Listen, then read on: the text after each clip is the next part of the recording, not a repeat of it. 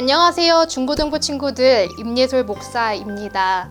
한 주간 잘 지내셨나요? 우리 폭염 가운데 우리 친구들한테 전화해보고 또 연락해보니까 방학이 이번 주에 또 끝나는 친구들이 있더라고요. 더운 날씨 가운데 또 다시 학교를 가야 된다라는 사실이 우리 친구들에게는 또 여러 슬픈 일 중 하나일 것 같은데, 또 건강하게 학교 생활 다시 시작하는 우리 친구들 됐으면 좋겠고, 또 남은 방학도 다 또 즐겁게 보내는 우리 친구들이 되길 간절히 소망합니다. 우리 다음 주에부터 뭐가 있죠? 맞아요. 바로 여름 수련회가 시작이 됩니다. 매 주일 3주 동안 진행이 되는데요. 하나님에게로 돌이켜 진리와 사랑으로 살아가요 라는 주제로 우리 많은 것들을 또 배우고 또 나눌 예정입니다. 우리 친구들 기대해 주시고 이를 위해서 함께 기도해 주시고요. 또 온라인으로 또 오프라인으로 열심히 또 참여해 주셔서 많은 은혜 받는 우리 친구들이 되길 간절히 소망합니다. 오늘 우리에게 주신 말씀 제목은 일어나 걸으라인데요. 주님께서 주신 말씀 함께 나눠보도록 하겠습니다. 사도행전 3장 6절에서 9절 말씀입니다.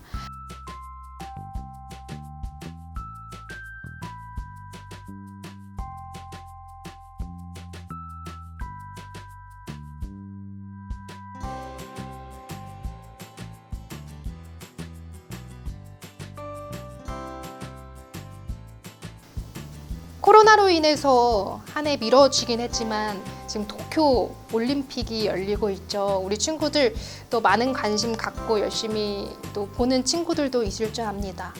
정말 4년 동안, 아니 5년 동안 정말 피나게 노력한 우리 선수들이 정말 그곳에서 최선을 다해 경기를 치르는 모습을 볼 때마다 우리가 함께 웃고 울면서 정말 큰 감동을 받기도 하죠. 그러나 최근 이 선수들을 향해 또 안타까운 어떤 일들이 벌어지고 있어서 참 마음이 좋지는 않습니다. 탁구 선수 신유빈 선수가 있는데요. 이 신유빈 선수를 향해서 온라인상의 성희롱 발언 등 악의적인 글들이 참 많이 올라오게 되었는데요. 이로 인해서 이제 탁구협회가 강하게 대응하겠다라는 뜻을 밝힌 바가 있습니다. 또 올림픽 3관왕을 하게 된 양궁 선수 안산이 있는데요. 메달이 아니라 쇼컷머리에 대한 것이 이슈가 되면서 이것을 페미와 연결 지으며 페미가 싫다. 또 심지어는 이 안산 선수의 메달을 박탈해야 된다라는 악의적인 글까지 올라오게 되는 상황이 벌어지게 되죠. 단순히 여대생 그리고 또 쇼커트 한 여자라는 이유만으로 이런 혐오적인 발언대에 올라가야 되는 선수 안산 선수가 참 너무나 안타깝기 이를 데 없습니다. 또 최근 이번 올림픽에서 또 안산 선수와 또 맞붙었다가 안타깝게 탈락의 고배를 마신 인도 양궁 선수인 디피카 쿠마리, 이 사람을 주인공으로 한 다큐멘터리 영화를 제가 보았는데요. 그 다큐멘터리 영화 제목이 바로 레이디스 퍼스트, 내일을 향해 쏴라라는 영화 제목이 있습니다. 인도에서는 여전히 남녀 차별이 또 존재하고 또 스포츠는 남자의 전유물이라는 그런 관념이 있는 그 상황 속에서 이 쿠마리가 18살의 나이에 세계 랭크 1위를 하게 되죠. 그 사람이 이제 열심히 그 양궁 선수의 삶을 살아가는데 이웃들은 그녀를 좋게 보지 않았습니다. 딸을 바깥으로 내보내서 돈을 벌려 했다라는 식으로 이 쿠마리를 향해서 수군거리기도 했고요. 또 올림픽에 나갈 때마다 안타깝게 메달을 따지 못한 이 쿠마리를 보고 사람들은 여자를 왜 운동선수로 시켰냐라는 어떤 핀잔, 비난 어린 그런 목소리를 내며 이 쿠마리를 너무나 좋지 않은 시선으로 바라보기도 했습니다. 이런 사회적 편견과 또 여성 선수에 대한 차별적 대우가 있는 이 스포츠 시스템 안에서 최상의 컨디션이 아닌 상태에서 올림픽이나 여러 경기에 출전할 수밖에 없었던 이 쿠마리, 그리고 이 쿠마리의 실패를 보고 이 모든 과정 속에서 영화는 이렇게 말합니다. 올림픽 금메달을 딴 인도 여성 선수는 없었다. 개발도상국에서도 여성 금메달 리스트가 나온 적은 없다. 이번 도쿄올림픽에서 여성 선수 참가율이 역대 최고라고 합니다. 무려 48.8입니다. 보기에는 모든 것들이 다 평등하고 평화로워 보이는 이 올림픽 안에서, 그러나 여전히 여성 혐오, 여성 차별, 또 여성들이 오르기에는 정말 보이지 않는 어떤 벽이 있음을 새삼 깨닫게 되는 올림픽이기도 합니다. 오늘 본문에는 못 걷는 자가 등장을 합니다. 당시 장애인은 신의 벌을 받은 자, 또 죄인으로 낙인 찍혀 있는 그런 시대였습니다. 특히 이 본문에 등장하는 못 걷는 자는 나면서부터 못 걷게 되는 사람이었는데요. 그러다 보니 더 좋지 않은 시선으로 이 못 걷는 자를 사람들이 보게 되었죠. 그런 사회에서 그가 머무를 수 있는 자리는 아무것도 없었고요. 또 경제적인 자립 또한 매우 어려웠습니다. 그저 사람들이 성전 문 앞에 그를 내려다 두면 그곳에서 구걸하는 것이 그가 할 수 있는 유일한 일이었습니다. 그를 성전에 둔 사람들은 좋은 의도를 가지고 그렇게 했을 수도 있습니다. 그러나 단순히 시혜적인 사건에 그치는 처사였을 뿐, 그가 처한 어떤 사회적 편견에 함께 저항하고자 하는 것, 그리고 그의 실적인 아픔에 동참하고 그의 고통의 근본적인 문제를 함께 해결하고자 하는 그런 마음이나 고민은 전혀 없어 보입니다. 못 걷는 자가 있어야 할 자리를 사람들이 규정을 했고, 그 과정 속에서 못 걷는 자의 목소리는 들리지 않습니다. 그저 못 걷는 자는 수동적으로 사람들이 둔 그 자리에서 그들이 바라는 일을 해야 됐던 것이죠. 그렇게 나면서부터 못 걷는 자는 매일 같은 그 자리에서 구걸했고, 성문에 있었으면서도 불구하고 한 번도 성문에 들어갈 수 없었습니다.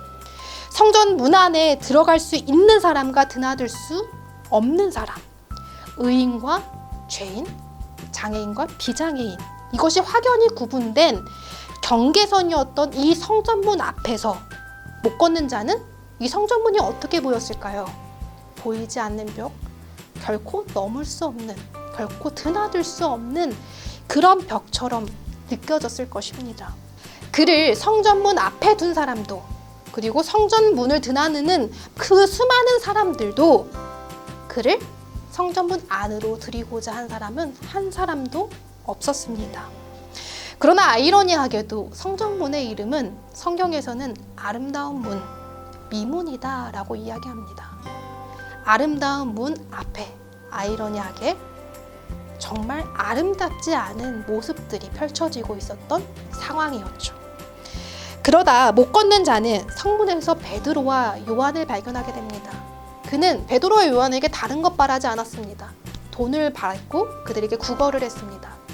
그러나 베드로는 말하길, 내가 금과 은은 없지만 일어나 걸으십시오, 예수님의 이름으로 걸으십시오 하면서 못 걷는 자의 손을 덥석 잡고 일으켰습니다.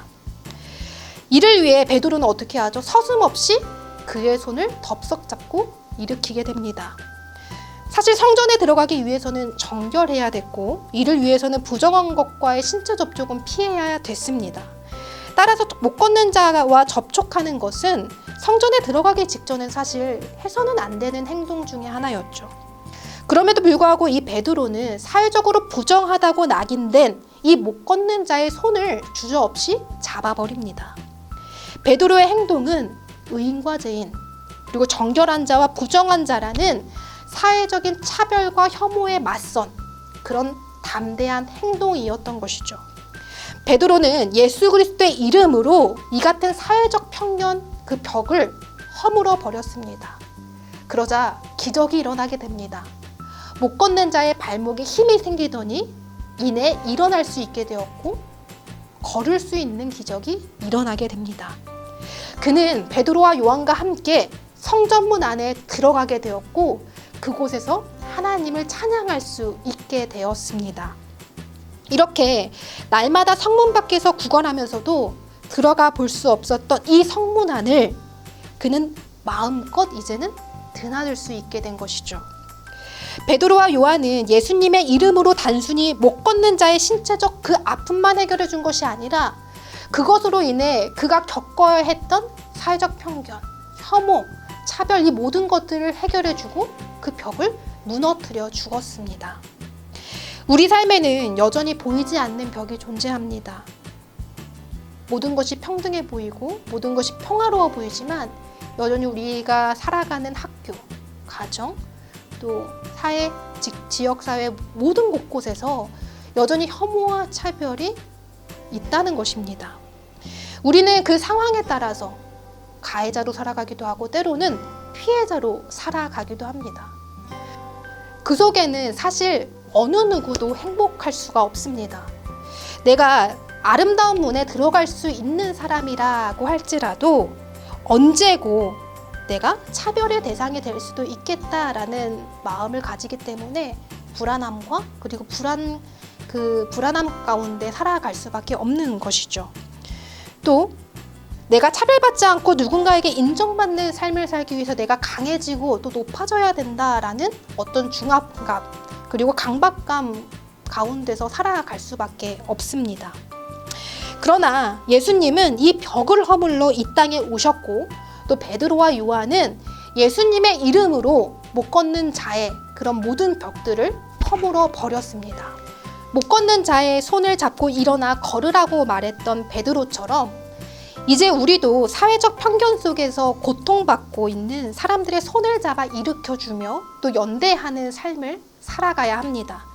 그리고 사회적 차별과 혐오를 허무는 일에 함께 지지하고 힘을 보태줘야 됩니다. 이것이 바로 예수 그리스도의 이름으로 사는 그리스도인의 모습인 것이죠. 또한 사회적 편견을 받을 때 우리가 무력하게 또 수동적으로 살아가는 것이 아니라 그것에 대해 목소리를 내며 살아가야 합니다. 보이지 않는 그 벽을 넘어서는 그런 용기를 내며 살아가야 합니다.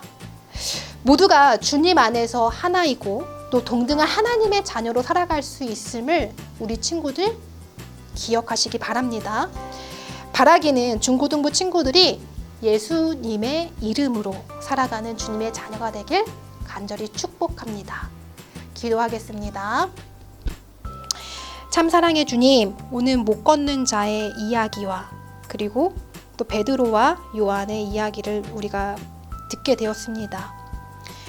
여전히 평화로워 보이고 아름다워 보이지만 사회적 차별과 혐오와 그로 인해 고통받는 사람들이 존재합니다.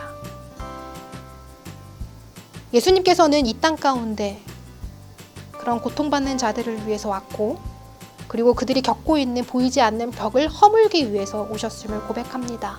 그리고 오늘 베드로와 요한도 이 못 걷는 자의 그 고통을 허무는 그런 기적을 예수님의 이름으로 그들은 보였습니다.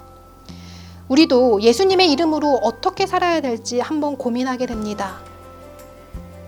우리에게 닥친, 우리가 겪고 있는 그런 고난, 고통, 그거의 원인을 우리가 살펴보고 그 안에 있는 사회적인 편견과 차별과 혐오가 있다고 한다면 그것 가운데 우리가 목소리를 내며 고통 가운데 있는 이들의 손을 잡아주며 정말 이 땅 가운데 모두가 행복할 수 있는 하나님 나라를 만들어가기 위해 우리가 함께 노력하는 참된 그리스도인들이 될 수 있도록 주여 인도하여 주시옵소서.